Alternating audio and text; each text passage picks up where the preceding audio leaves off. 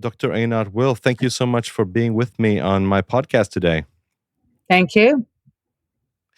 It's interesting times that we live in, and are you in Jerusalem right now? In Tel Aviv. In Tel Aviv, yes. Can you please tell our audience a little bit about your background and where you grew up and how you started? Sure. I was born and raised in Israel. I grew up in Jerusalem. Had a very typical Israeli childhood. The English is thanks to 2 years that my parents spent in the US when I was a child. I served in the military as an intelligence officer. I studied in the US for my undergraduate, worked a bit there. And I've been fascinated from a fairly early age about everything that would stand at the intersection of Israel, the Jewish people, and the world at large. I have some background in politics. I worked with Shimon Peres. I was a member of the Israeli parliament.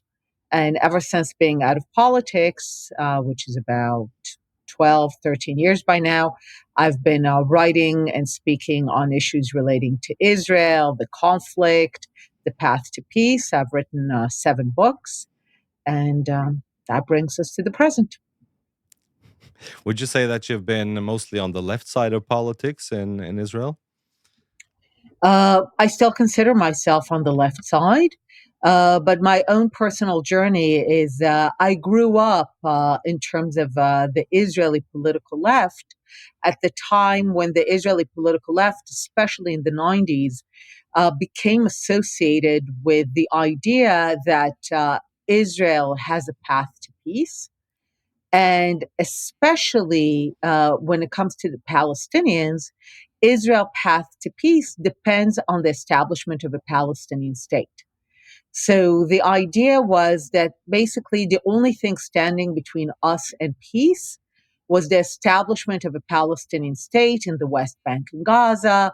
And that meant that I was against Israel's military presence in the West Bank and Gaza, what's called the occupation. I was against the settlement building, thinking this should be territory for a Palestinian state. And this is what you could say the reigning hypothesis of the Israeli peace camp. Give the Palestinians a state and we will have peace. And my story is that I lived through the repeated efforts to test this. Today, people pretend as if it was never tried, but we actually had 2 Israeli prime ministers, Ehud Barak in 2000 and Ehud Olmert in 2008, who directly negotiated with Arafat and Abu Mazen for a Palestinian state in the West Bank and Gaza, no occupation, no settlements, capital in East Jerusalem, including holy sites.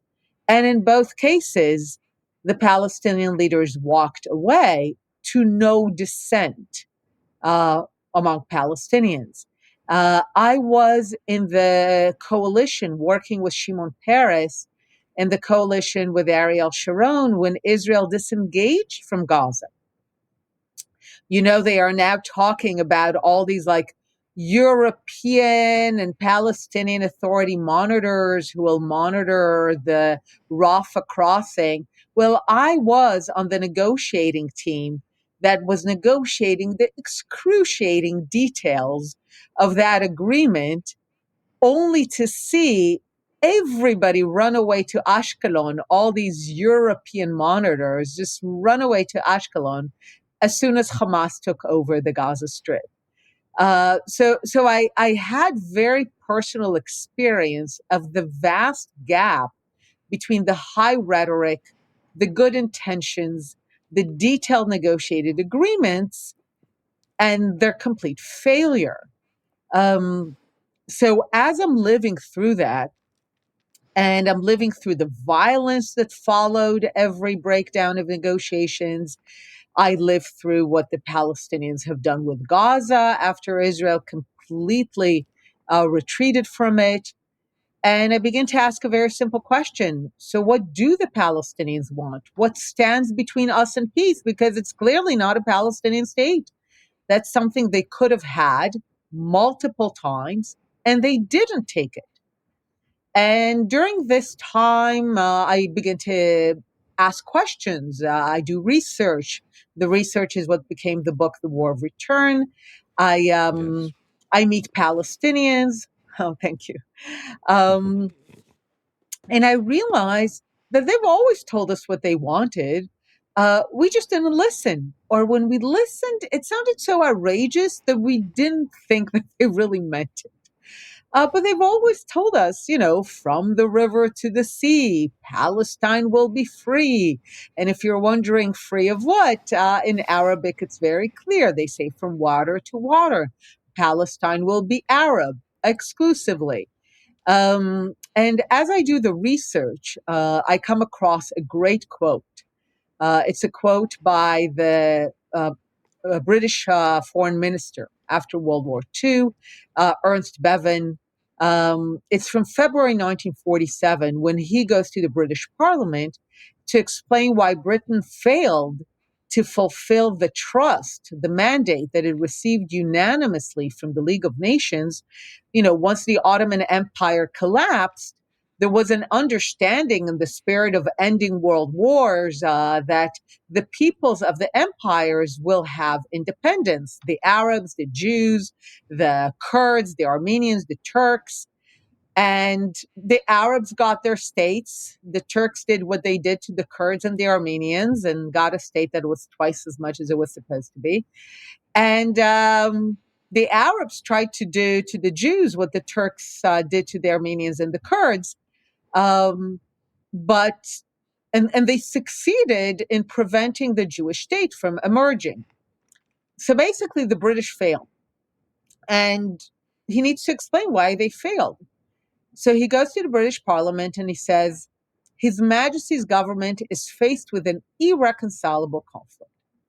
Now, the reason I've come to love and use this quote so much is that it's from February 1947. In February of 1947, there are no settlements, there's no occupation, there's no blockade of Gaza, there's no Bibi, there's no Smotrich, there's no Ben Gvir, there's no displaced Arabs. Sometimes people tell you that the original sin of the conflict is the displacement of Arabs. There's no displaced Arabs in February 1947. So this is a moment that he goes and he says, look, His Majesty's government is faced with an irreconcilable conflict. So he's calling the conflict irreconcilable before a single thing has happened that we are told today are the causes of the conflict. And then he goes on to explain. He says, in the land there are Jews and Arabs. As you know, no one was called a Palestinian at this point. And he said, look, each one of those groups has something that they care about more than anything. He calls it the point of principle. So he says, for the Jews, the point of principle is to establish a sovereign Jewish state. Great. So the Jews want to exercise the universal principle of self-determination, right? That's the principle based on the breakdown of the Ottoman Empire. So the universal principle of self-determination for the Jewish people in their homeland. And then he goes on to say, and for the Arabs, the point of principle, and these are not any Arabs, these are the Arabs that will one day hijack the name Palestine, which up until that point was associated with Jews, to be called Palestinians. And he says, for those Arabs, the top priority is to resist to the last the establishment of any Jewish sovereignty in the land. By definition, irreconcilable. He's basically saying, the conflict is not between the Jews wanting a state, the Arabs wanting a state, and just having a border issue. They want 70%, they want 70%. We need to divide the land somehow. No, he's saying, as a matter of top priority, the Jews want a state, and the Arabs want the Jews not to have a state. That does make the conflict irreconcilable. So, sometimes people listen to my talks and they say things like, oh, Einat, you've changed your views, you've changed your opinions. And I'm like, it's not an opinion. It's not a view.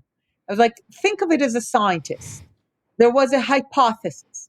The hypothesis was what stands between us and peace is a Palestinian state. Okay, good hypothesis. Then comes the part that everyone likes to kind of erase. It was tested. The hypothesis was actually tested several times in a variety of ways. You know, if you're good at scientists, you're trying all kinds of ways. Direct negotiations, unilateral disengagement. It was tried and it failed. So if you're a good scientist, you say, okay, the data doesn't fit with the hypothesis. What alternative hypothesis could fit the data? And the alternative hypothesis proposed already by Bevin in February 47 is the Jews want a state and the Arabs want the Jews not to have a state as their top priority. And amazingly, this hypothesis meets all the data.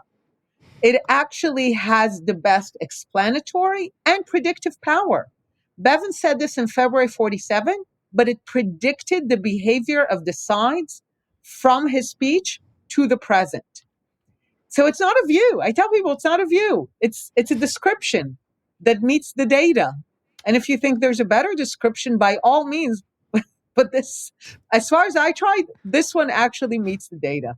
So that's kind of my personal story, and I've been writing and speaking about these issues ever since.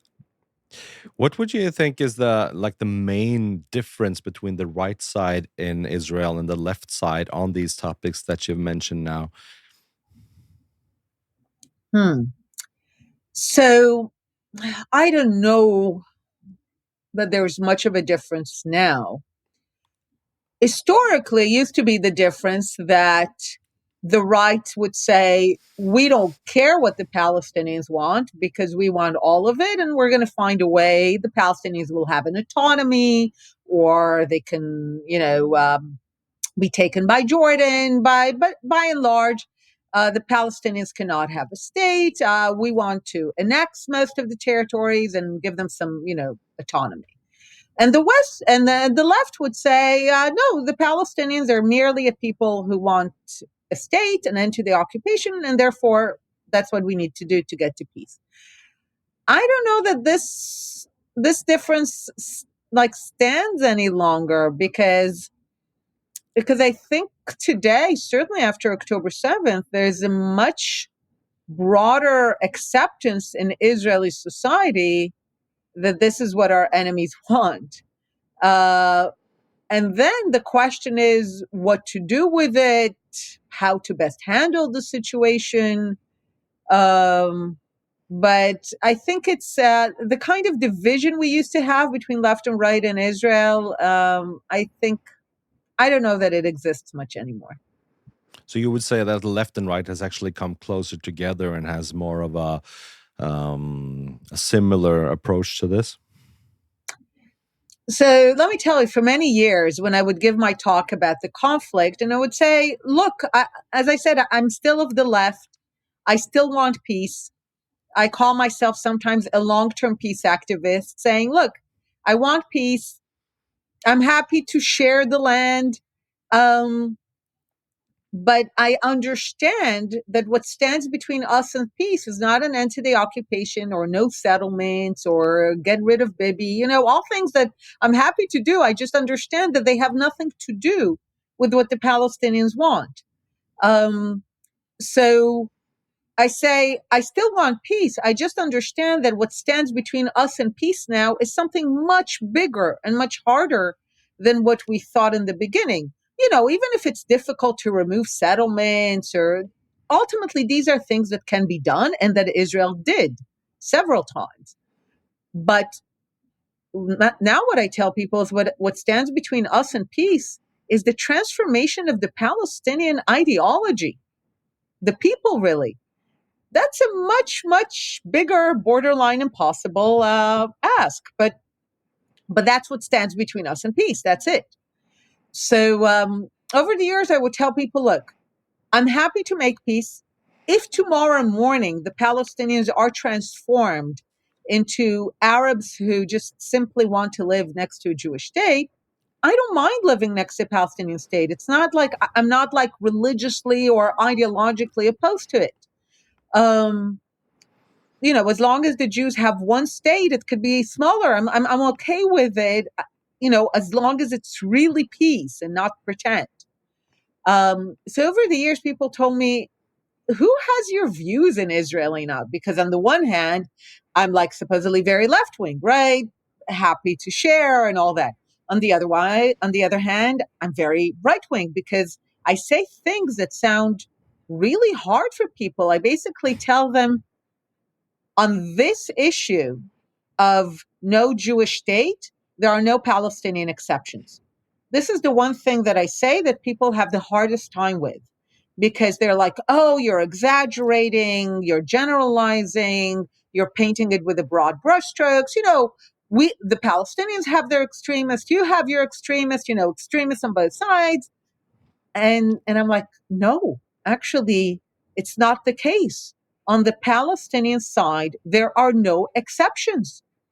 Uh, Over 20 years of working on this, writing about it, reading, researching, I found only 3 Palestinians who will clearly accept the Jewish right to self determination in the land, with all the implications that there will be no return and no refugeehood and all that. Um, so that sounds very right wing, something so hard that basically, you know, I even say things like Hamas represents the Palestinians. It's not like some outside group that hijacked an innocent bystander. So on the one hand, that sounds very right wing. So people would tell me, Einat, who has your views in Israel? And I would always say, look, it's either 5 people who by now are my best friends because it's such a boutique combination, or it's 80% of the Israeli public. So let's go for a moment with the 80%. I think that is where the broad Israeli consensus lies, which means as long as the Palestinian vision is from the river to the sea, then what do you want from us?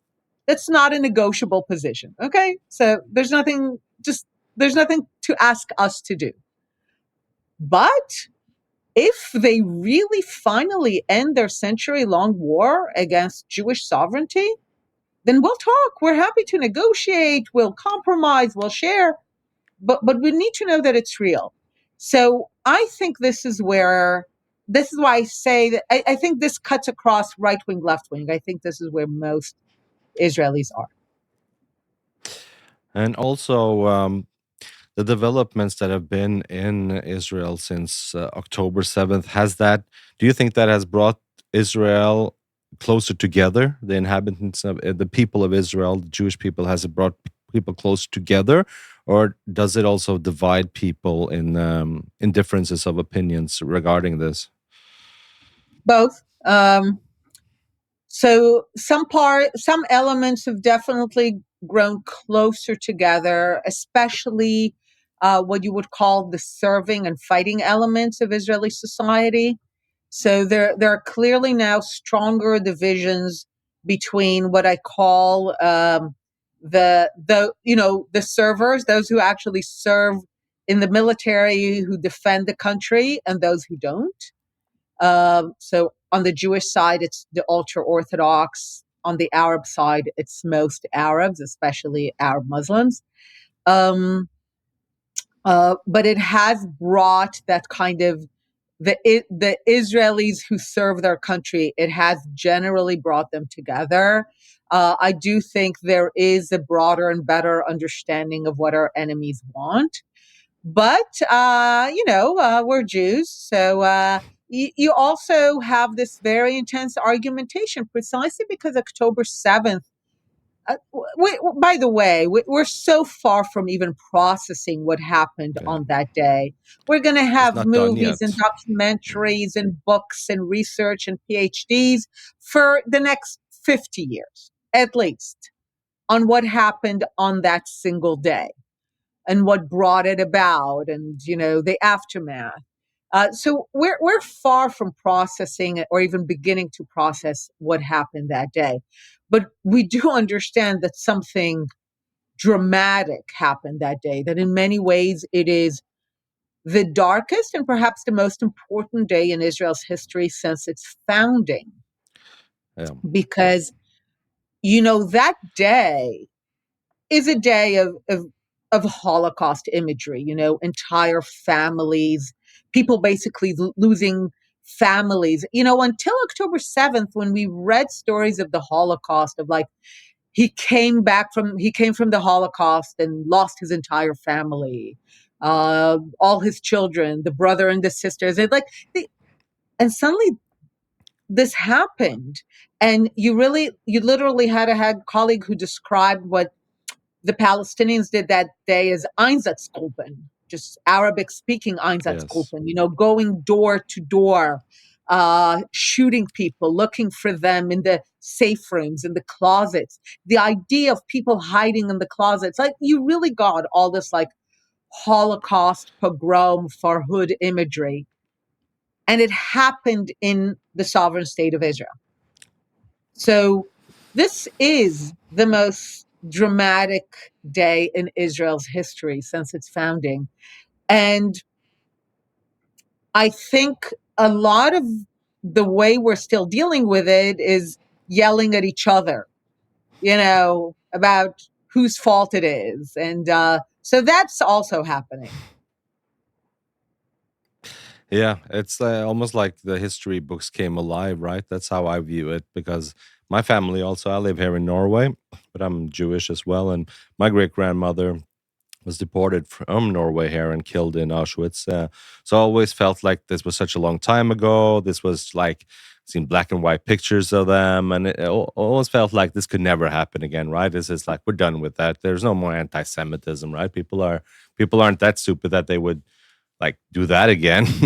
And then we come to 2023, and then we see the same kind of thing happening again. Granted, not at the 6 million Jews scale, but still the same amount of evil and the same intention, right? Of people are talking about this word genocide all Mhm. the time. That was a genocide, an attempted genocide to kill a whole people. It Oh, was certainly the plan, right? The yeah, biggest part, by the way, people have now misused the word, which is again, it's very yes. typical. Every word from occupation to everything gets abused so that you can blame Israel. Apartheid, occupation, these words are all misused in order to blame Israel. The same, of course, with genocide. But one of the key issues in genocide is intent. It's actually the most important thing. That's kind of what separates it from just war. Um, is the intent. And it goes back to kind of how we started our discussion, that no one takes the Palestinians seriously when they declare their intent. But And they why don't declared we? their intent. They did. They actually did. Why don't we take them seriously? Why don't we believe them when they say it? So I've struggled with that question a lot. Um, Part of it is, okay, I think it has several parts. Part of it, I think, is that if we had to take them seriously, there's something very scary about it. Like I told you, when I tell people this is what they want and there's no exceptions, I've seen how people again and again are really struggling with what I say, because the implications are just very scary, that this is what we're standing with. Um, the other part is that it means that we have a lot of hard work to do and there's no easy solutions, which is just get rid of Bibi or just force Israel to get out of the West Bank. I'm like, you can do all those and it will make no difference, because that's not what they care about. And I think the other thing, another element is, I call it like modern neocolonialism. Sometimes people call it the bigotry of low expectations. I actually had that happen recently. Do you know, Kelowna, there was this Kelowna report to whitewash UNRWA's crimes. And I was asked to testify before her. And as I was speaking, I could see that she was really unhappy about what I said, because her mandate was officially to see how UNRWA can maintain its neutrality. And I was like, it can't. It's a Palestinian organization devoted to the non-existence of a Jewish state. It can't maintain neutrality. Um, and so I kept explaining it, but I could see she really didn't like hearing what I had to say. So at the end, I said, you know what? I see you're not happy listening to me. So don't listen to me. Listen to what the Palestinians are saying. They're clearly telling you. And then she stood up And she left me speechless because she said the most neocolonial thing possible. And she said it in a very French neocolonial tone. They don't get to decide. And I'm like, they kind of do. But it was just like, so, but it's something I struggle with. And let me just introduce the last element, which is the darkest one. Everything I said up until now is not dark in the sense that ultimately they don't want to really listen because it's hard work, because it's a hard message, because neo-colonialism. But ultimately, not that's not dark.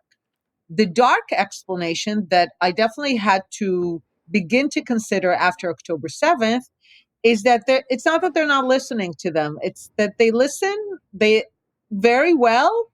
They know exactly what they're saying and doing, and they just want them to continue. But they just want to pretend that they don't understand what's going on. Yeah, And I think that's there's the a part of darkest that one, going definitely. on. Yeah. We also have to we can stay on UNRWA a little bit for since I'm here in Norway, and I'm so ashamed to say that my government is like one of the very few governments who still support UNRWA financially, and they just announced that they were going to send 275 million Norwegian kroners down to UNRWA, which is like I guess like $27 million. Hmm. What are your comments on that on a country like Norway, supposed to be an enlightened country, but Western countries still doing that? So first of all, you're right that Norway is one of the most committed, if not the most committed country to UNRWA, and the one that is also the most uh, open about its support for UNRWA's political mission. So Norway is on the record of saying that the refugees have a right of return, which again they don't, but Norway supports that, and that Norway, supports that politically. So first of all, you're absolutely right that Norway is one of the most committed supporters and defenders of UNRWA, including its political mission. The only thing I have to say that is that it's terrible. I was in the Norwegian parliament, I don't know, 3 years ago, maybe something like that. Definitely before October 7th. And I did this briefing before Norwegian's members of parliament. And I explained to them how terrible UNRWA's impact is. I did it comparing it a bit to World War One and World War Two. Uh, in very broad brushstrokes, one of the main problems at the end of World War One is that it ends with armistices, right? With a bunch of ceasefires, armistices. And as a result, Germany can say, we didn't lose. And why is everyone behaving as if we lost? We didn't lose. It's an armistice. And that created the whole story of the stolen victory, and that kind of lay the stage for appeasement and the rise of Nazism. So in World War II, what the Allies wanted to make clear is that this time there will be no question about who won and who lost. There would not be an armistice. There would not even be just regular surrender. There would be unconditional surrender. They were very clear and they were very ruthless about making it clear that the losers knew that they were losers. So sometimes I'm annoyed when Europeans are not aware that they are the beneficiaries of some pretty ruthless leaders and ideas. Over the years I would have like delegations coming, let's say from Europe, and people will be like, why can't you get along? Look at us, French and Germans getting along. And I'm like, let me remind you how it happened that you got to get along. First of all, I say, for about 1,000 years, you butchered each other in a way that we're not even coming close. But more recently, you got along because Nazi Germany was completely and utterly destroyed and defeated and occupied. And now you can get along. So And I would tell them, look, that's what I want. What did UNRWA do actually? What UNRWA did is, rather than allow the Arabs, like tens of millions of refugees throughout Europe and the Indian subcontinent and Africa, that basically were told, look, it's tough, it's tragic, but this is over. The war is over. These are the borders, and that's it. You can settle where you are, you can find a new life, but you don't go back. That's it. Like, these are new states, new borders, and it's over. Rather than give them that message, which was actually a good message, it was a tough message, but it was a good message. Uh, what the Arab refugees received through UNRWA is a message that said, no, no, you actually didn't lose the war. And going back to Bevan, this war was fought on the Arab side. We're going back to intent for the declared purpose of preventing the Jewish state from declaring independence and from coming into being. That was their purpose, right? Otherwise, there would have been no need for war. There could have been an Arab state next to a Jewish state. No. So their declared intent in that war was to prevent the establishment of a Jewish state. Given that this was their declared intent, they lost. But no one gave them the memo that they lost. So rather than like telling them, look, it's tough, it's tragic, you lost, and it's over. Nobody goes back. You're not refugees. Settle in Syria and Lebanon and Jordan, Egypt. They didn't get the memo. And UNRWA is at the heart of not getting the memo. UNRWA is basically like the armistice for Germany after World War I, is the thing that basically told them, you didn't really lose. Your victory is delayed. Your victory was stolen from you. And that creates monsters. And that's what happened. So I presented all that in the Norwegian parliament. As you can assure, people were deeply shocked. Uh, because I told them, actually, the nicest things you can do for Palestinians is to tell them that they lost. It's actually the nicest thing you can finally tell them. It's the nicest thing that the Yeah. world did for the Germans, and it's the nicest thing you can do for the Palestinians. And then I highlighted something, and I said, and I think it's especially correct for Norway. I told them, look, I've come to appreciate that in foreign policy, just like parenting and governance, there's doing good and there's feeling good. Now, I was like, you just want to feel good. You give money to UNRWA, the poor Palestinians. That makes you feel really, really good about yourselves. It does no good. It does the opposite of good. And by the way, you Norwegians are not paying the price. I'm paying the price. My people are paying the price. By the way, Palestinians too are paying the price. We're paying the price here, but you in Oslo get to feel all good about yourself, like with a little halo. I have a colleague who told me once that Norway, before it became nominally secular, was the number one exporter of missionaries to the world per capita. So, and basically, Norway merely secularized that sentiment. It still has this kind of missionary spirit, just a secular missionary spirit. But it was like, you're actually not doing good. You think you're being good missionaries spreading good. You're not. You're fueling the conflict. As you can imagine, that didn't necessarily go well, but that's what I said. But it's victim culture, right? It's also, I think, after having spent a lot of time thinking about it, I think it's just about how people identify with who they perceive as the victim, because they feel like victims themselves. So it's like, oh, I want to be on that side. I want to support that because I also feel like a little bit of a victim. So I'm going to root for that team. I'm going to be the good person. I'm going to be the one who's on the right side of history, as they love to say, right? But UNRWA. Why is it that a status as a refugee is able to go through generations and be inherited to the next generation? Isn't that unique? Is that the case in any other situation in the world that the victim status can be inherited? So, what is really unique, UNRWA created something that is absolutely unique. I'll explain what are the not unique things and how it becomes unique. What's not unique is that people become refugees in war. Not special, not unique. The Arab refugees are not special. What's not special, of course, is that in the transition from empires to states, there was war, bloodshed, refugees. Not special at all. Not special is even the establishment of a temporary agency to settle the refugees. I always bring the example that at the same time of UNRWA, another temporary agency is established called UNRWA. The K is for Korea. If there were about 700,000 Arab refugees, there were 3.1 million Korean ones. UNRWA settles all of them in 4 years with a third of UNRWA's budget. Nobody returns home. And look at South Korea today. Has its problems, but by and large, a very successful country. Could have been the Palestinians. So that was not special. Having a temporary agency is not special.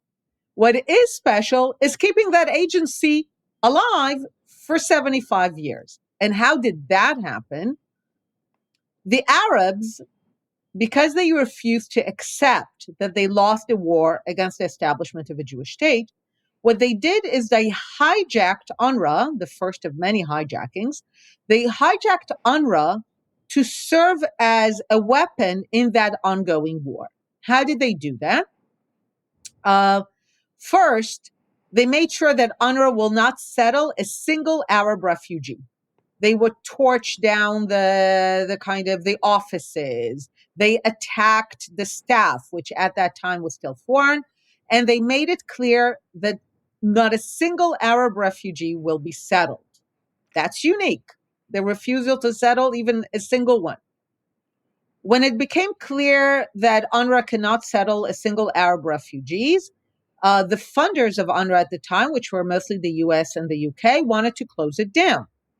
And the Arab countries were like, you're not going to close it down. Why? And this goes to your question.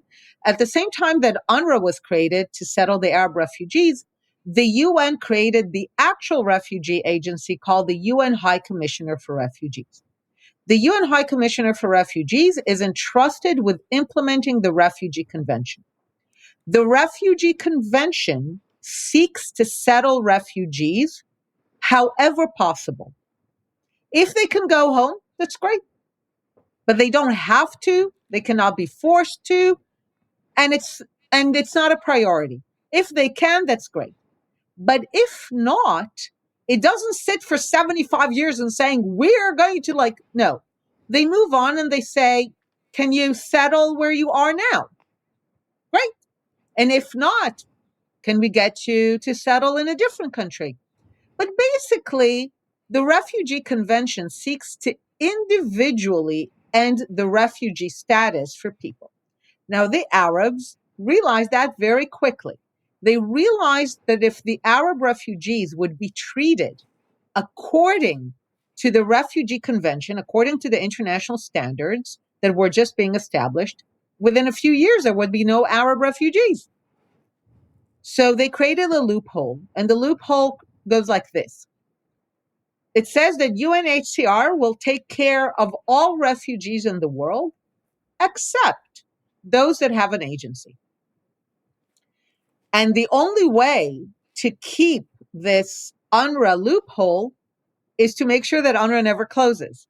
Because if UNRWA closes, they all revert back to the international standards. So they created this loophole.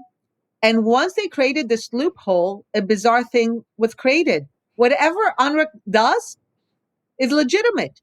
So UNRWA perpetuates and inflates the number of refugees generation after generation against international standards. It can do it because it has a loophole. It doesn't settle a single Arab refugee. It can do it. It counts refugees, people who have citizenship in Jordan and Germany. It can do it.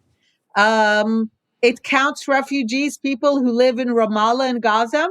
It can do it.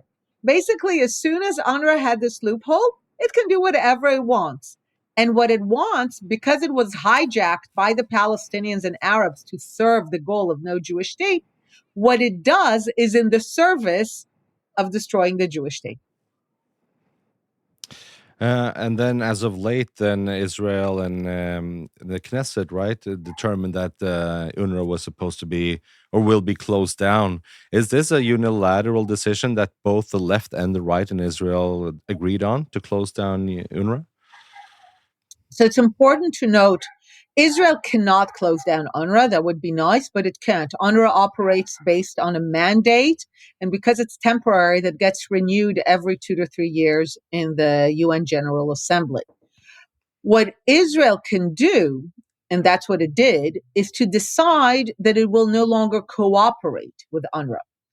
Until 1967, Israel had no contact with UNRWA because UNRWA operated in the West Bank, Gaza, Jordan, Syria, and Lebanon, all areas that were not Israel.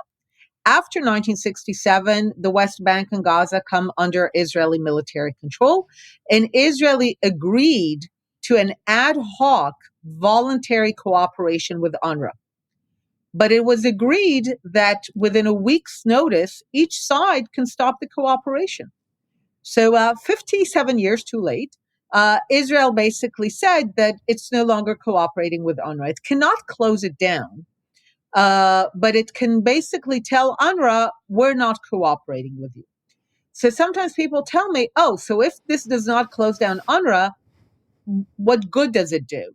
And I compare it to removing Iran's air defenses. In itself, not enough, but it sets the stage for an effective campaign. So, one of the big messages for decades by many countries, including Norway, of why they fund UNRWA was that Israel supports UNRWA, that Israel likes UNRWA, that Israel cooperates with UNRWA. And that was actually true. The Israeli establishment, both the security and the government, believed in two laws. The first is that UNRWA is a stabilizing force in the region, which it's not. It's actually the opposite. It's a destabilizing force because it keeps, as I said, it's like the armistice in Germany post World War I. It keeps telling the Palestinians, you didn't lose, your victory is merely delayed. One day there will be no Jewish state and you will have return. And in parentheses, in case that anyone thinks that the Palestinian vision of return is just some innocent nostalgia, October 7th is how Palestinians imagine return. Um, so, uh, so Israel had one lie that UNRWA is a stabilizing force, and it's not. It's a destabilizing force. And the other lie was that it's the lesser of two evils, that UNRWA is better than Hamas, that UNRWA is not good, but it's better than Hamas, which again is not true. It's actually worse for two reasons. It's worse because it actually gives birth to a lot of Hamases, the perpetrators of the massacre of the Israeli Olympics and the Munich Olympics, the Israeli athletes. Those were people who came out of the refugee camps, who were educated in UNRWA schools.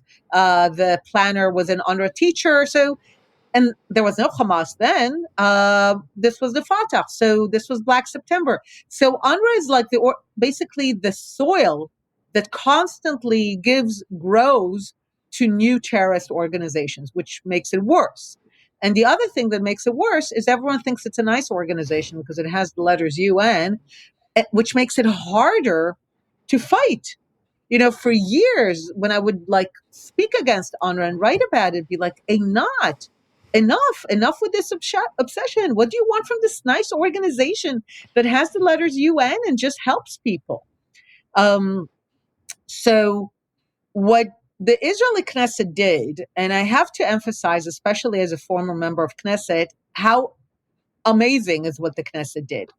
They passed legislation, which wasn't necessary. The government could have just decided to stop cooperating with UNRWA.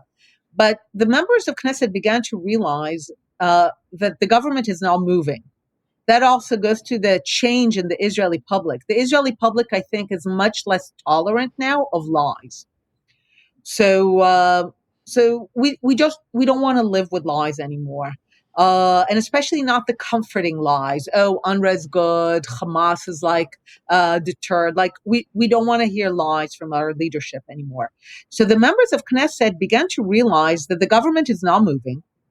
So they passed legislation against the government wishes, against international insane pressure. Uh, I was, for example, asked to meet with the Scandinavian ambassadors who expressed concern about the legislation. And I was like, not only should you not express concern, you should write back to your foreign ministries that they should support the law. Um, but it was against international pressure, against the will of the government that didn't want this headache. It was coalition and opposition. All the parties of the Israeli parliament, excluding the Arab parties who voted against, but it really shows you where the Israeli public is. There is this broad consensus that says enough is enough. So I think it's actually a very dramatic milestone. Yeah, and we've also seen evidence, for example, from the work of Hillel Neuer and UN Watch, seeing how many people who were actually involved in October 7th or rooted for October 7th and thought that was a good thing that that happened in the UNRWA system. And I'm curious, like, just as an example, when Norwegian government sends $27 million to UNRWA, how much of that money would you hypothetically say goes through UNRWA and then forward to Hamas and terrorists and actually ends up buying weapons and funding terrorism, like practically actually funding terrorism? I'll explain why it's all of it. Because when you learn finance, the first thing they teach you about money is that it's fungible, right? The quality of money is that you move it around. If you don't use it there, use it Yeah. there. So, okay, what does giving money to UNRWA basically does? It basically relieves the government of Gaza, which was Hamas, from the need to spend money on education, on healthcare, and allows them to focus on butchering Jews. So that's why the money is so valuable, because it basically releases the government from any responsibility. I'm on the record for decades, together with my co-writer Adi Schwartz.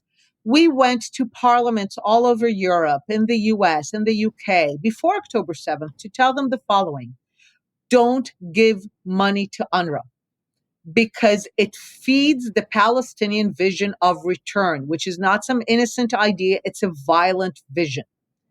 And because this is the Palestinian ideology, if you give money to that, again, I can show you essays I've written before October 7th on the record saying this will go to tunnels, this will go to weapons.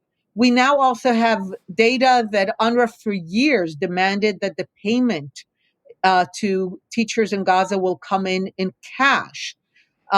Cash was actually the only way to bribe the Egyptians to get the weapons through the tunnels from Egypt.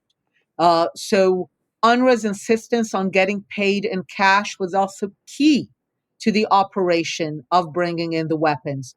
So, when people said, oh, but if we won't give money to UNRWA, what? Will Hamas run the schools? I said that's actually better. And that made me sound like a crazy person. But I said, look, why is it better? First of all, Hamas runs the schools anyway, so at least this way it won't have the letters UN, and we'll all, I'm talking about no longer believing in lies. At least we'll get rid of that lie. But it's important in a deeper level. If Hamas had to pay teacher salaries, they might have had fewer billions of dollars for tunnels, for weapons. So when I say that all the money of UNRWA goes to weapons, it's because money is fungible. So if if you're allowing the people of Gaza, if you're allowing the government of Gaza to avoid responsibility for paying teacher salaries, for paying for healthcare, then they have all the money they need to focus on building tunnels and buying weapons. So basically, the Norwegian government is funding terrorism. Of course it is. Worse than that, it's funding the soil for terrorism.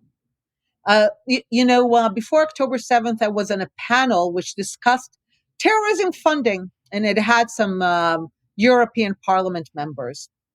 And they were like, oh, we have all these ways to check that the money doesn't go to terrorist groups. And I was like, this is stupid. I was like, you need to understand that for the Palestinians, it's one ideology: from the river to the sea, no Jewish state. And terrorism is merely the executive arm, but it's a single ideology. So you can't like separate it. And I said to them, you want to give money to Palestinians? Great. Ask them a simple question. Do you recognize the equal right of the Jewish people to self-determination in their ancestral homeland? Do you want to live in an Arab Palestinian state next to a Jewish state rather than from the river to the sea? Do you understand this means you're not refugees and there's no right of return into Israel? I told them, look, if the organization applying for your funding says yes, great, give them money. I was like, but if they're not willing to say yes, then don't give them money, even if they tell you that it's for orphans and food, because that's how Palestinians fund their war against Israel, by getting the West to pay for everything so that they can focus on the war. We also have to get into the term Palestinianism, which you've coined Yes. in your work and in your book. Can you describe what is Palestinianism? Yes. The more I understood that the complete negation of Jewish sovereignty is what connects Arabs living in Gaza, Arabs living in the West Bank, Arabs living in Jordan, in Syria and Lebanon, in Norway, and in Columbia University, that the Palestinian identity is organized around the negation of Jewish sovereignty, I began to think that the most precise term for that is Palestinianism. And Palestinianism as an ideology, and unfortunately also by now an identity, has four core tenets. From the river to the sea, there will be no Jewish state, and therefore we are refugees through the generations until return. Now, these are all essentially synonyms, but they work together to towards the goal of no Jewish state. And I've come to call this Palestinianism, and I found this a very useful term to really highlight what this is all about. Yeah, that's so interesting because it seems like just from seeing there are so many conflicts in the world and how obsessed especially the Western world is with the Israeli Gaza situation. When you could just as if you were to be a rational being with logical consistency, people would be just as concerned or even more concerned perhaps with the situation in Sudan, with Iran, women's rights in Iran, and there's so many different situations. What do you think is the cause of this obsession that the Western world has with Israel and the Gaza situation? So, first, we'll start with what you said. Rationally, you're absolutely right. For years, I would tell people who would come, so many delegations come to Israel, which again, that's my job. So I'm happy to talk to people and give lectures. But all these students come from all these universities. They have, they're not Jewish, they're not connected to this region, and they would come here. And I would tell them, look, rationally, there's no reason for you to be here. I said, if what you want in life is to reduce human suffering, I was like, objectively, you're wasting your time here. This is Yeah. not this is not a place of major human suffering, and by any objective scale, number of deaths and all that, like, this is not an important conflict. Um, so it's clearly not objective and rational. And here I talked a bit about how Norway has secularized the missionary impulse. uh, there's no doubt that the West has secularized a lot of theological ideas about Jews, and they became secularized into an obsession with Israel. Um, but of course, it's there. I have a colleague who says, notice how in no other conflict do you get a daily description of the dead children.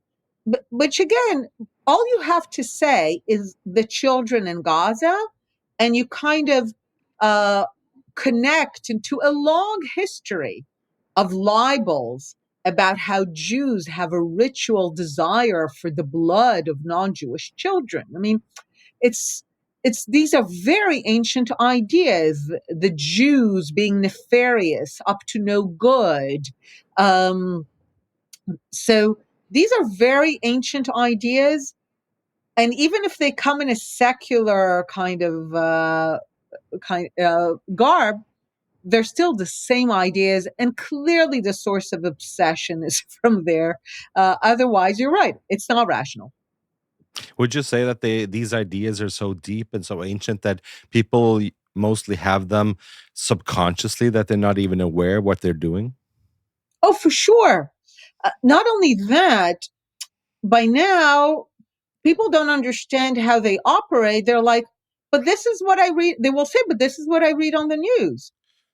But no one ever stops to say, why is this what I'm reading in the news? Why is this what I'm constantly fed? Why is this on my front pages? Like, and adults are not very different from children. We like to hear the same stories again and again and again. It gives us comfort to hear the same stories. I'm sure you know Mati Friedman, a wonderful writer and journalist. Nearly 20 years ago, he wrote a seminal piece about his time writing for the Associated Press. And he said how he wanted to write all these stories about Israel, and nothing would filter up through the editorial process. That the only stories that would filter would be the ones that he said that would fit the mold of the moral failing of the Jew. That's it. And those are the only stories that would filter up. So a lot of people just take what's given, and they assume that the reason that they read so much about the conflict is because this is a really terrible conflict and nothing more important is happening in the world. And very few people stop to say, why is this the story I'm constantly getting? What value exists in keeping telling me this story? But you're right, it's very deep. It's like there's a sense of comfort of hearing the same stories again. Now they are secularized, but they're basically the same stories. And finally, people have a place to place their guilt, all their shame and guilt. Ah, the Jew, the archetypal black sheep. Finally, we know where we can place all the evils of the world, right? Of course, but that's an old one, right? Who killed Jesus really? The Romans, right? But the Romans were like they became the Christian empire, right? The Romans took Christianity. So they can't be the ones who killed Jesus. So, blame it on somebody else. Do you see many parallels in our society in the Western world now in 2025 if you compare it to, let's say, Europe in the 1930s before Hitler rose to power, and in the same atmosphere, the same way of speaking about Jews? And do you see many parallels there? So the big parallel that I see, it's one that I've been tracking for the last 20 years. I've come to call it the placard strategy because you see it on placards and anti-Israel demonstrations, and it's ingenious. The placard strategy is very simple. It it's built like an equation, and it says Israel, Zionism, Star of David, then an equation sign. And the placard strategy has been so successful that I've yet to see a placard that says Zionism equals the political movement for self-determination and liberation of the Jewish people in their Yeah. ancestral homeland. Right? It's a long placard, but it's the only true one. The placard strategy is so successful that we all know what's on the other side of the equation sign, right? Zionism, Israel, Star of David equals imperialism, colonialism, racism, apartheid, white supremacy. Then it escalates, Nazism, genocide, Holocaust. Now, these words are not chosen because they reflect reality. If anything, they're the inversion of reality, right? The Jews have been the victims of literally each one of those. From imperialism to genocide to Nazism, they've been the victims of all that. The words are chosen not only because they invert reality, but because they are synonyms for evil. So what people are constantly exposed to is that Israel, Zionism, Star of David equals evil. Israel, Zionism, Star of David equals evil. Now, what do you do with the evil? You eradicate evil, right? You don't negotiate with evil. You don't negotiate a two-state solution with evil. So after October 7th, a new placard appeared.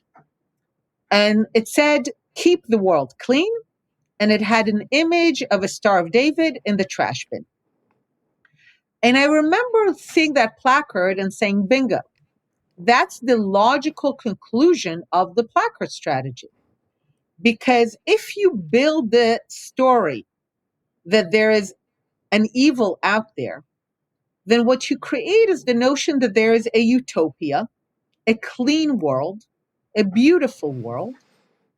And between us in this terrible world and utopia, salvation, what stands between us and salvation is the collective Jew that needs to be placed in the trash bin by any means necessary. We also heard that. I mean, if you go back to Nazi Germany, that was the foundational ideology, that there is a better world, a clean world. And what stands between us and the clean world, like if anyone has the patience to actually read Nazi texts, Hitler's texts, he's very clear. You know, anti-Semitism was not just any normal racism. Yeah, the Nazis had this whole have a friend called it junk science of race, but the other races they did not put through the final solution. The other races they wanted to conquer, to enslave, but it was just the normal hierarchy of races of kind of control. But they needed to destroy the Jews because the Jews stood between the Nazis and salvation, or their version of salvation. Um, the same idea is here. The idea that between a perfect world, a clean world, and this world stands the collective Jew is the most ancient and the most dangerous idea when it comes to the Jewish people.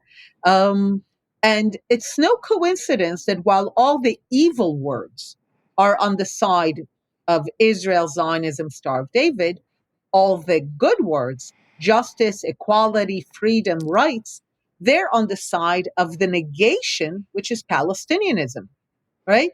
So you posit here a good versus evil, a clean world, utopia, salvation, and the destruction of the collective Jew as necessary to get to that utopia. So yeah, it's a But very dangerous idea. but why aren't people able to see what they're doing themselves? Like, uh, educated people in the Western world, Europe. It's only been like 80 years since the end of the Second World War. Why aren't people able to see these patterns and see what they're actually doing and wake up and see, hey, what am I a part of here? What am I doing here? Do you have any thoughts about why people aren't able to see that in themselves? It's a combination. First of all, I'm not sure I know, but I can point to some things. First of all, it comes in new clothes, right? Just like anti-Semitism came in new clothes. So the secular, scientific, educated people of the 19th century and early 20th century could say, oh, I have nothing with these old religious ideas about the Jews. I'm an educated, modern, secular, scientific person, and anti-Semitism is scientific. You know, for many years, especially with young people, I would struggle to tell the history of anti-Semitism because they're very smug. Everybody thinks like, oh, I would know for sure. Like anti-Semitism is so obviously a bad idea. Like clearly I would know. And like you're saying, they don't realize that they're going through that now because they're so smug about the past. And I would always struggle to tell them in its time, anti Semitism was considered respectable, educated, scientific. Um, Obviously, it got discredited and then it came back in a new kind of new clothes, by the way, from the same tailor. I always say that the Soviet Union and Tsarist Russia don't get enough credit for their contribution to taking Jew hate global, right? Tsarist Russia literally wrote the book, The Protocols of the Elders of Zion, which the Nazis Yeah. didn't invent, they just adopted.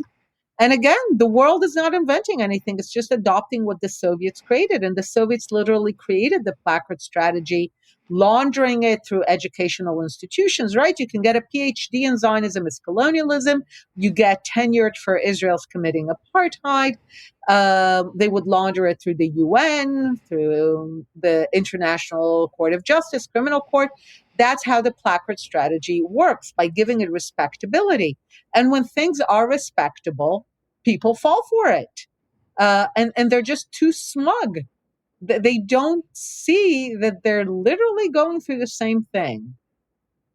Is it also about not being willing to accepting the evil parts of yourself and being accepting that if this was 1940s, that the person in the Gestapo or in the Nazis, that could be yourself, right? That unwillingness to accept that the evil character of the story could be yourself.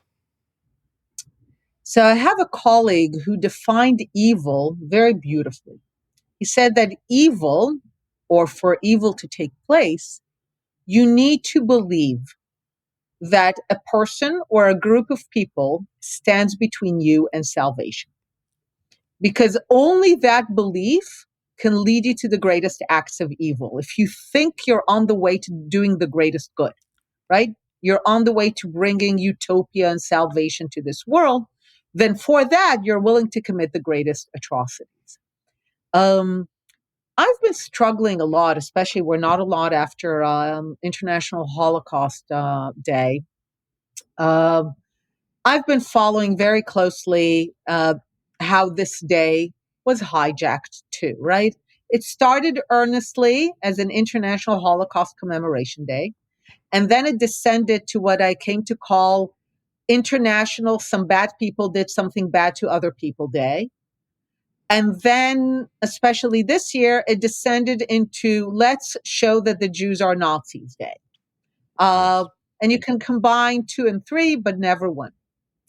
And Elie Wiesel has an amazing phrase where he said that the Holocaust was not about man's inhumanity to man, it was about man's inhumanity to Jews. And again, I've come across the universalizing element, kind of let's show that the Holocaust is about a universal story about evil. And and you also said, is it about people not willing to recognize evil? And I'm asking myself a deeper question. What makes it so difficult for people to accept that it was about Jews? Yeah. Why is that? People are willing to accept Yeah. that evil is possible, that they are capable of evil, but there seems to be a massive blind spot about Jews. They somehow don't think that they're capable of that kind of evil, even though that is literally the evil staring them in the eye. And I So noticed that pattern I'm too in international media in this Holocaust Memorial Day, how oh almost none of them were mentioning the word Jew. They were saying like six yes, million people were killed, 6 million exactly. so and so, but never the word Jew. I saw that everywhere. Yeah. I'm it's my thought in the last few days and weeks. What are people running away from? Because Elie Wiesel is right. The Holocaust was not about universal evil. It was not man's inhumanity to man. It was about it was about Jews, and it was about how insane societies become when it comes to Jews. We go back to October 7th. The if you look at the Hamas charter, it's 50% Muslim Brotherhood, 50% Nazi. There's a lot of scholarship, Professor Jeffrey Herf, about the impact of the Nazi propaganda in Arabic radio on the Muslim Brotherhood and with implications to the present. The evil on October 7th was the kind of monstrous evil that gets unleashed when it comes to Jews. Why is that a blind spot? Why are people not willing to admit that there's something there? Why is there an effort again and again to universalize it as just some general cruelty so it's something I'm thinking a lot about. What are people running away from? What don't they want to see? Is it too shameful, or are they unwilling to look into themselves? That it's easier to pretend that it isn't there? I don't know, but there's clearly something there that they don't want to touch. Yes, definitely. Also, yeah, here in Norway, speaking of the Holocaust Memorial Day, we have a lot of institutions whose job it is to take care of and remember and remind people of the memory of the Holocaust, the Shoah, and everything that happened there. And we've seen the pattern this year that who are they inviting to give speeches, and so they're inviting those Jews who are anti-Zionist Jews, the Jews that have the opinion that they want them to have, the good Jews, right? And thereby causing a divide and a split between the good and the bad Jews, so that we see that pattern going on. What do you think about? What are your thoughts about anti-Zionistic Jews, people who go along with this whole Palestinianism, like the Finkelstein phenomena, almost. What are your thoughts about? What is that about? Jews doing that?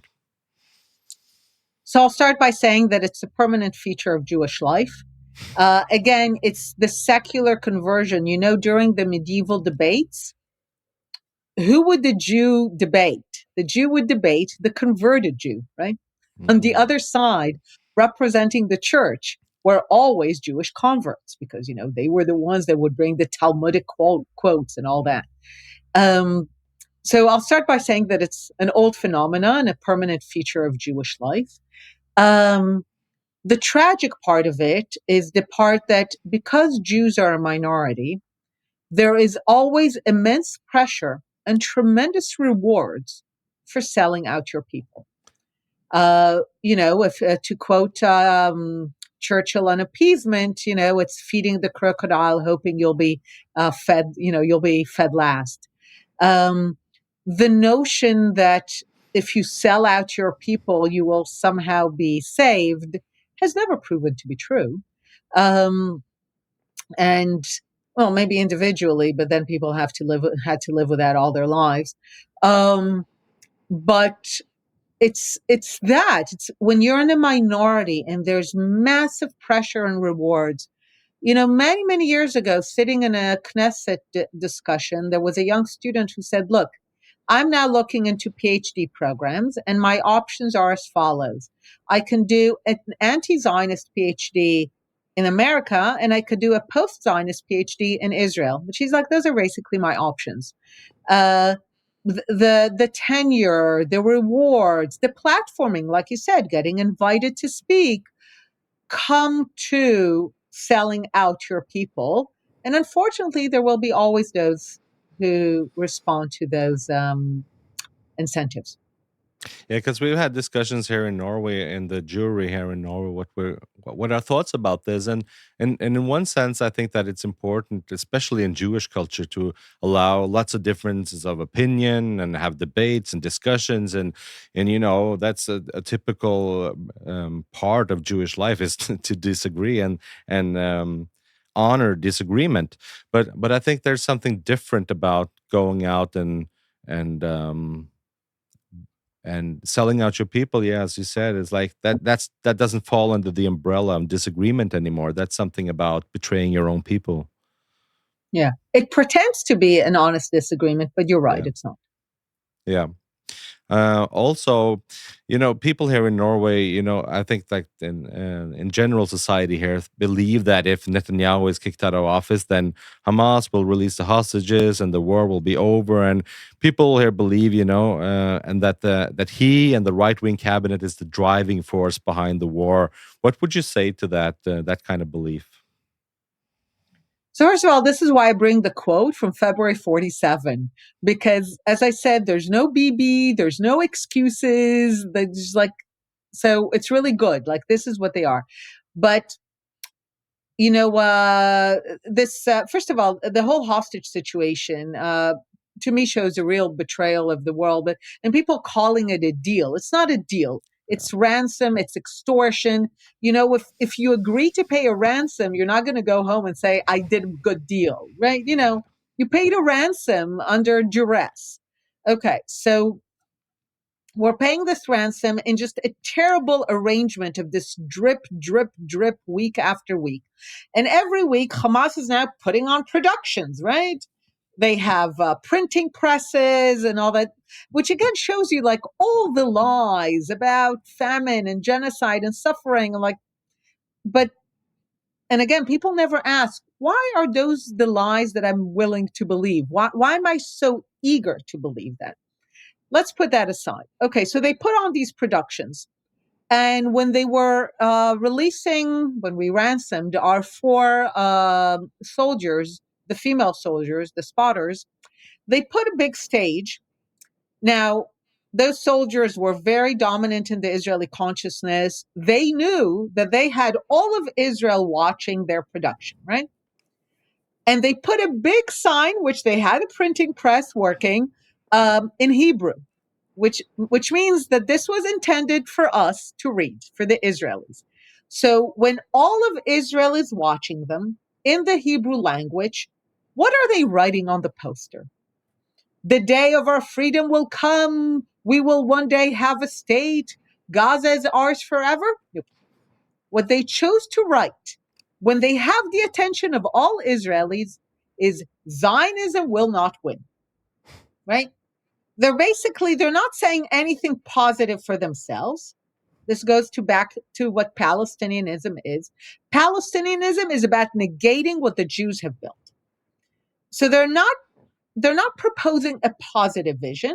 They're saying you will not get what you want. You will not have your sovereign Jewish state. Zionism will not win. That's what they said. So they're being very clear at this moment. They did not write, please get rid of Netanyahu. That's seriously not what they said, right? They could have said, get rid of Netanyahu and you're getting the rest of the hostages, right? They could have printed that. That's not what they're saying. So we're getting back to just listen to them. They're telling us in prime time in Hebrew. We just need to listen and read. In in your opinion, do you think Netanyahu has been hard enough on Hamas? Has he done enough to get rid of that terror organization? Quite the opposite. We're ending almost a year and a half of fighting when Hamas is standing. I think the problem was in the beginning that Hamas was defined as the enemy. To me, that was the first fundamental mistake. And once you make that mistake, you can't save anything. I compare it to the Americans declaring in December 1941 war against Japanese pilots. They're like, sure, Japan, you go about your imperial racial supremacist ideology. We're cool with that. We're just going to go and find pilots and kill them. That's basically what Israel said when it said that the war is against Hamas. No, Hamas is merely the executive arm of Palestinianism, a brutal one, but just the executive arm of Palestinianism. They did not hijack the peace loving, minding their own business people of Gaza. They were from them, of them, they represent them. Um, they share their vision is the Palestinianist vision. So when the prime minister agreed to pretend that the war is merely against Hamas, at that moment, we lost. Yeah, because how is how is it possible to designate and differentiate between like civilian people in Gaza and people who are Hamas and that whole gray area in between? Like, are there is it data on this? Do we know how many people actually support Hamas and want them to eradicate the Jewish state? And how do we know? And do you know is there data on this? What we know very clearly is that even when you have voices that criticize Hamas, and you have some of those voices, they don't criticize Palestinianism. Typically, their criticism of Hamas is that Hamas failed.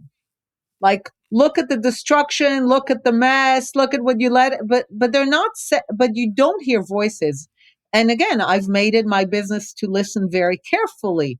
You know, because we're so eager to hear different things, if you just hear someone criticizing Hamas, there's immediately news articles about them and all that. So I read all of them, and I read the quotes, and I'm like, none of the quotes question the fundamental ideology. No one says, why have we spent the last century fighting the Jewish state? Or Gaza could have been a heaven. We could have made it into a flourishing global hub of export and trade. And instead, we invested everything in turning Gaza into an integrated war machine where, like you said, there's no differentiating line between fighter and civilian, because the whole fighting methodology is based on blurring that line. Uh, that's not what you hear people saying. So the criticism is that Hamas didn't succeed.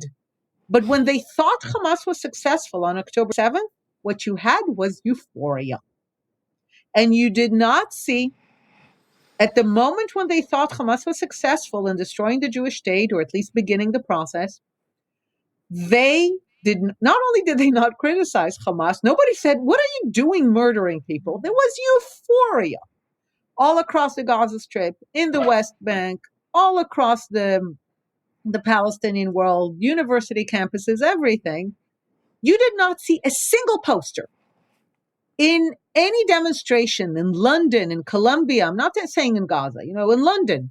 You did not see a single sign by a Palestinian standing and saying, not in my name. You had a billion Jewish signs saying, not in my name, even before Israel started doing something. But there was no Palestinian saying, not in my name. You do not murder people, not in my name. There was one guy on Twitter. He's great, and he's one of the three that I know. But so that's the data. The data is that nobody speaks up. And how much of that would you say that is the actual like real data versus how much of that could also be because if they speak up or they're afraid to speak up because of the consequences if they say something against Hamas while living in Gaza or these areas where Hamas controls it? At this point, it's an excuse. This is why I say London, Colombia. Fine, I'm like, we see the Yeah, Iranian diaspora. The Iranian diaspora, they speak up. They love Israel. sure. They like. You have people in Iran. You had people in Nazi Germany trying to assassinate Hitler. Okay, you even had Yes. that. You're not seeing any of that. You didn't see anyone trying to help hostages escape. Yeah. You don't have stories of righteous among the nations. So at one point, you need to stop making excuses and just accept that this is what they want. And that's what I've heard from the hostages who have been released, also saying that the ones who have stayed with families over there in Gaza, saying that you know what, everybody there is a terrorist, everybody was in on it, and that's the impression I've got from listening to them as well. Yep.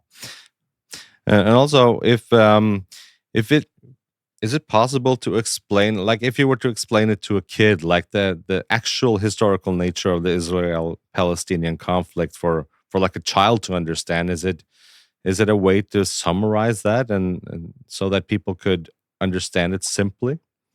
Oh, it's actually really easy. I remember my son, when he was very young, he used to come to me with me to television studios and all that. And at one point he said, I want to understand. It was like, you really want to know? And I sat with him, and all you have to do is show the partition map. Maybe you can. One of my favorite visuals to show is the one where you show the partition map next to. Okay, so you can then do Yeah. it more professionally.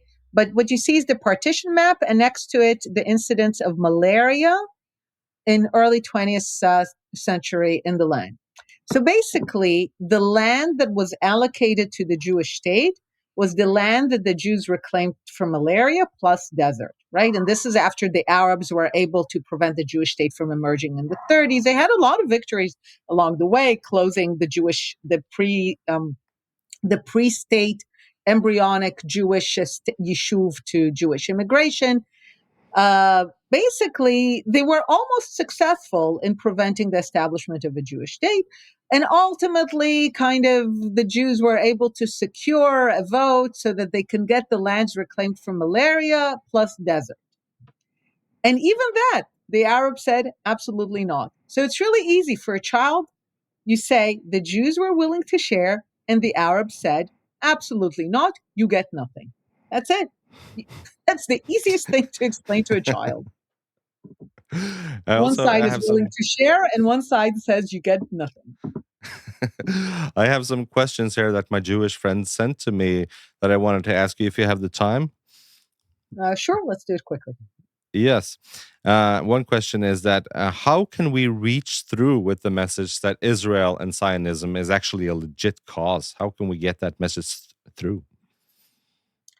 Um, my only suggestion: just keep at it, because what I've found over the years is because anti-Zionism is not really criticism of Israel. It really is about the placard strategy and Yeah. this idea that what stands between us and utopia is the collective Jew. They always push. And at one point, what I found is people are not willing to listen normally, but then something will happen. They'll be like, "Oh, these anti-Zionists are, or these Palestinianists, they're a little crazy. They're moving." I have friends telling me, seeing all these Hamas productions, this mob, like with the hostages, an old man, a young woman. A lot of people are like, "What's going on there?" Those are the moments when people are like, this is not criticism of Israel. Those are the moments when you can get through with this message. So my answer is keep at it, be consistent, and there will be moments when people are suddenly willing to listen because they will begin to see things, because the other side is really not interested in peace, two states, blah blah blah. Their goal is no Jewish state. They cannot help themselves, and that's when people are willing to listen. Also, what should we do in the Jewish diaspora in general, like, and also in Norway? Is it too late for us in the diaspora? Are you worried about the Jews in the diaspora? I'm worried about Jews everywhere. That's kind of what I Yeah. do. Um, I'm worried about Jews here. I'm worried about Jews in diaspora. I'm worried precisely because of that idea of you are what stands between us and a clean world. It's a very dangerous idea. I have a colleague who is an anti-Zionist and all that, doesn't care, but he says, he's an AI, and he thinks that we're in grave danger here in Israel because he's like, AI is moving quickly. And as long as people believe that you are what stands between them and a better world, ultimately, they'll find the weapons and the means to kill you all. Um, so, so yeah, of course, once you introduce the idea, this is again a person who's not lover of Israel, but he can recognize the danger in the idea that you are what stands between us and a better world. So I can't tell you where the greatest danger is, here or there, anywhere, but that's the nature of the danger, and we need to be aware of it. That's the most I can say at this point. Well, what do you think of people in journalism and academia, like in Norway and in Europe, who end up supporting Hamas, Hezbollah as like a movement fighting for a just cause or responding to oppression? Like, what do you think of those? So I hope that the moment that they will realize that they should be ashamed of themselves will happen before too much damage happens to the Jewish people. That's the most I can hope for. And hypothetical question here: if the Oslo agreements would have been accepted as Clinton proposed them in 2001 at Camp David, do you think we'd now have a peace and a two-state solution? So it is literally a non-existent hypothetical. Okay. That Yeah. was everything I talked about. The Palestinians could not have said what made the Oslo Accords work is that it did not demand that the Palestinians give up on the core tenets of Palestinianism. They kept perpetuating the refugeehood. They kept believing in the right of return. All of these things were left for the end, which is why they could sign the Oslo Accords, but because it didn't force them to forgo Palestinianism. When the time came to sign, that's when they ran away, because that's when Israel said, you know, this is it. You have to end your century-long war against Jewish sovereignty. And they were like, actually, that's the one thing we can't agree to, because that's our core foundational ideology. So what the question basically assumes that the Palestinians stop being Palestinianists. So yes, the answer is, if one day the Arabs will finally have an identity that is no longer a Palestinianist identity, no longer an identity that negates Jewish self-determination, then absolutely, we can have an agreement. That's what I hope for. But during the Oslo years, unfortunately, they still held to that ideology. So in retrospect, there was no way they could sign an agreement that forced them to let go of them. In the West, one always assumes that Israel is the one who holds the key to peace. Is that the case? Um, Let me put it this way. The one way that Israel holds the key to peace is that if Israel disappeared, not that there would be peace, but at least this conflict would no longer exist. So, yes, we have the key to committing suicide. And in that sense, I agree. But Israel doesn't, actually, Israel, again, except for its sovereign existence, has never been the problem. I say that Israel always agreed to a two-state solution if one of the two is the Jewish state. And the Arabs have always rejected any two-state solution if one of the two is the Jewish state. That's why we're kind of stuck. That's the irreconcilable conflict. So we accept our sovereign existence. Our one non-negotiable is that we want a Jewish state. Unfortunately, their one non-negotiable is that there should be no Jewish state. And again, that's why we're stuck. But beyond that, we've been flexible, smaller. Yeah, I showed you the map, malaria and desert. I mean, like, it could be a smaller state, as long as we're sovereign. But if the other side's position is no, you need to have zero, then that's a problem. What do you believe personally, like as a solution for Gaza going forward, and in regards to like a two-state solution or one-state solution, or like who should rule Gaza after all of this? Do you have thoughts about that? So I say not who, but what. What should rule Gaza is Mhm. anyone who doesn't want to destroy the Jewish state. That's it. That's my condition. Just like I said for just like for the terrorist funding. I was like, stop trying to create all these, just find if they really want to live next to a Jewish state. And until that happens, you can find all kinds of arrangements in Jordan or Egypt or something, but it's very clear that if Gaza will continue to be ruled by an ideology that negates Jewish sovereignty, then Gaza will continue to be a platform for war.